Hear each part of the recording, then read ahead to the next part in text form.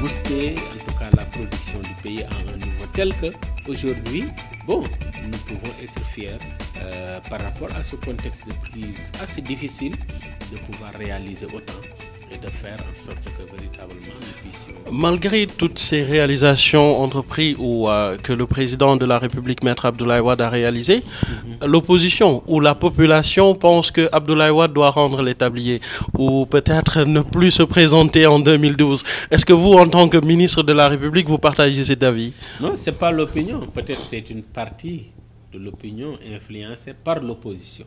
Je pense que c'est un peu ça. Et c'est normal, hein? C'est normal. Quel que soit ce qu'on fait de bien, en fait, l'opposition a pour rôle, effectivement, de conquérir le pouvoir. Donc, son souhait, c'est de faire en sorte que, véritablement, celui qui occupe le fauteuil parte. Pour que lui, il prenne sa place et puis essaie de faire mieux. Mais la réalité est tout autre. Donc, je pense que ça, c'est des vœux pieux. Parce que Wade a fait 26 ans dans l'opposition depuis qu'il a créé son parti. Hein? Et Dieu sait que quand même, combien de sacrifices il a pu consentir. Dieu sait aussi véritablement combien de fois on a fait des fraudes pour l'empêcher effectivement d'accéder au pouvoir. Mais il a su prendre son mal à patience et attendre son jour J. Je pense que quand le peuple sénégalais a décidé de lui donner le pouvoir, il l'a fait. Donc je pense que l'opposition aussi n'a pas à se presser, parce que nous n'avons fait que 10 ans. Et eux, ils ont fait 40 ans au pouvoir. Donc je pense qu'ils ont encore du temps à faire. Il ne faut pas qu'ils pensent que, parce qu'il y a des difficultés, ils peuvent en profiter pour revenir. Je pense qu'ils ont encore du temps à faire. Il faut qu'ils apprennent à être patients, à vraiment se forger une certaine endurance dans l'opposition. Parce qu'ils vont y demeurer encore pour longtemps. Okay. Je pense que c'est très clair. Parce que Wade, donc vous voulez dire que vous allez gagner en 2012? Absolument. Parce que Wade, de par son bilan, je pense qu'il n'y a pas photo. Les Sénégalais aussi sont devenus matures. Quoi qu'on dise, quoi. Je pense que du point de vue du bilan, l'opposition ne peut pas se prévaloir d'être meilleure que Wade.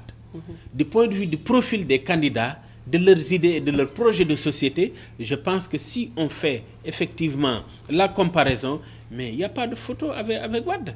Comment peut-on comparer un Wade à un Tanor, à un comment elle s'appelle, Niass, hein? Mais c'est pas possible. À un Idrissa Seck ou bien à un Macky Sall. C'est pas possible. Parce que ces deux que je viens de citer, ou Gadio, mais ils ont grandi sous l'ombre de Wade. Si on les connaît aujourd'hui, c'est à cause de Wade. Donc je pense qu'ils ne peuvent pas se prévaloir alors que Wade est encore là et en vie. Moi, je pense qu'il y a un minimum de décence, mais il y a aussi un minimum, disons, de logique, quoi.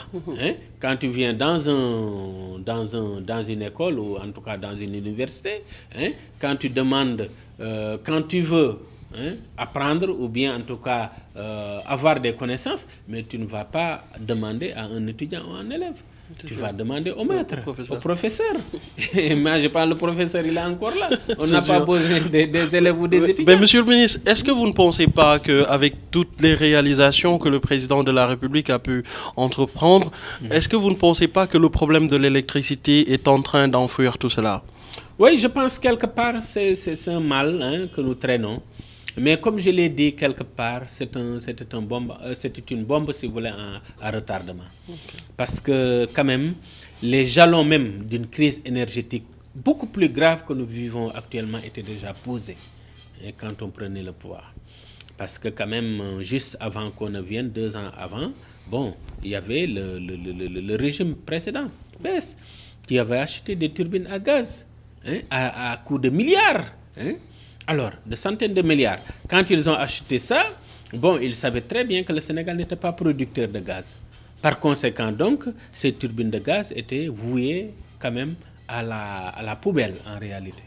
Bon, mais faute de pouvoir disposer d'argent pour acheter de nouvelles turbines, bon, les gens étaient obligés de bricoler pour faire fonctionner cela.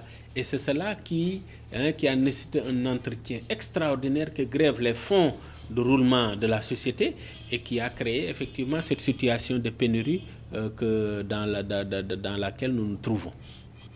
Mais je pense qu'actuellement, les choses ont été prises à bras le corps et le plan qui a été mis en place actuellement va dans le sens de résorber progressivement ce déficit et permettre effectivement, d'ici les 3 ans à venir, de poser les jalons d'une abondance même, d'un excédent même en matière d'énergie et pouvoir même, pourvoir à la sous-région, à d'autres qui le souhaiteraient quand même, de l'énergie.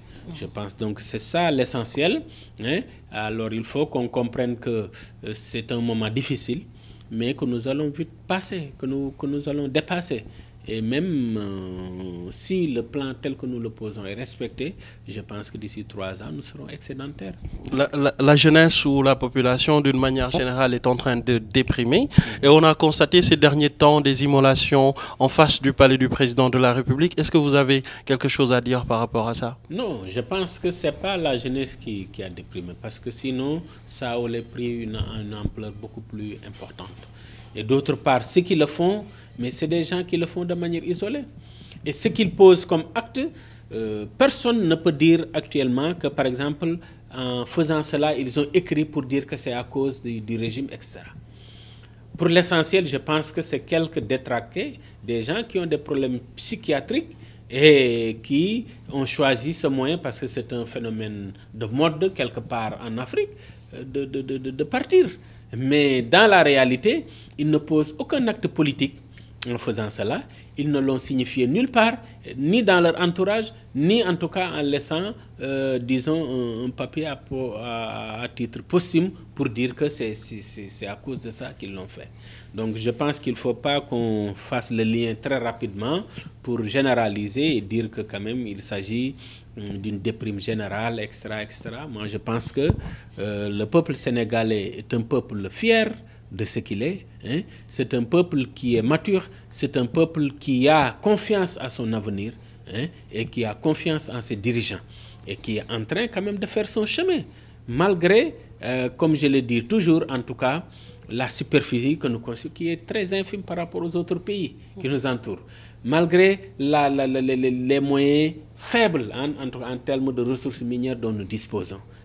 Mais grâce à notre ressources humaines extraordinaires, grâce en tout cas à la clairvoyance de nos dirigeants actuels, je pense qu'on est en train de garder le cap. Et c'est ça l'essentiel.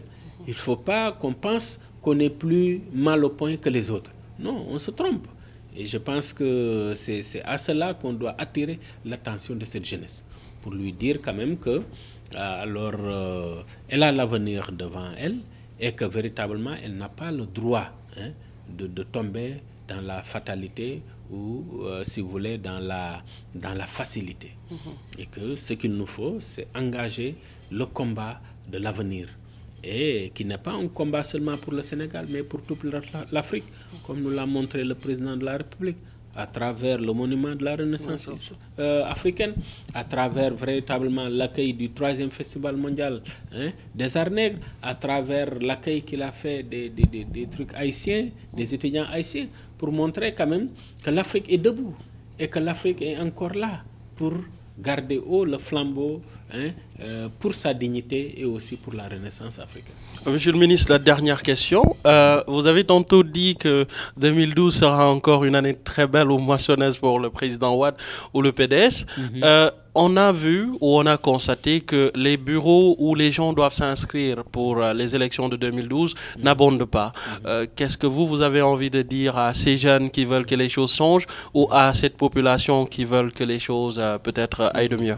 Oui, c'est de s'inscrire. La meilleure manière de pouvoir participer aux décisions qui vont changer notre avenir, moi je pense que c'est quand même la carte électorale. C'est une arme.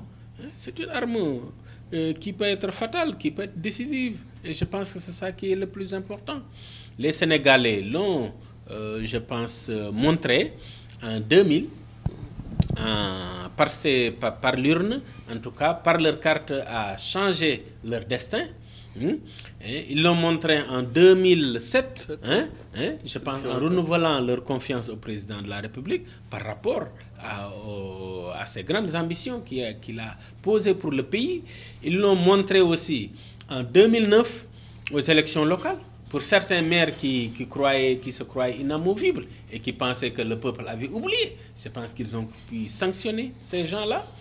Aujourd'hui, je pense qu'ils regardent aussi ce qu'ils ont pu élire en 2009 et celui à qui ils ont renouvelé leur confiance en 2007. Et je pense qu'ils pourront faire la part des choses pour savoir si on est dans la bonne dynamique ou pas. Et donc, je pense qu'on est en démocratie. La meilleure arme en démocratie, c'est quand même les joutes électorales. C'est la carte électorale.